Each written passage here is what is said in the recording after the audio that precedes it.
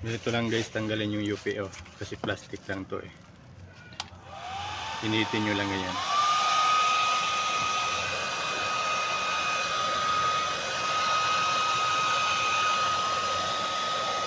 Tapos kailangan yung malamig yung tubig pagkatapos.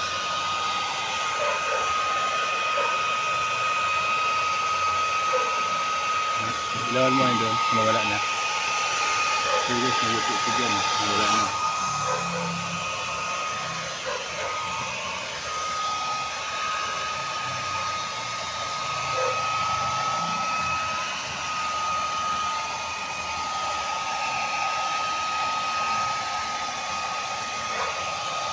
Ito siya guys.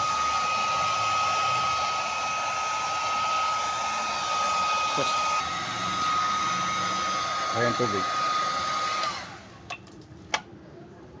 Buksan mo. Pag malambot na guys, bukasan yung tubig yan, no? Para bumalik sa forma.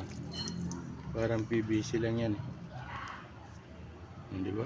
Pantay na guys, oh. Konti na lang.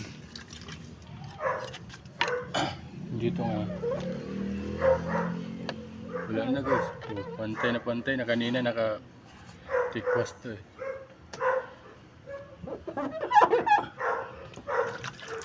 Okay na.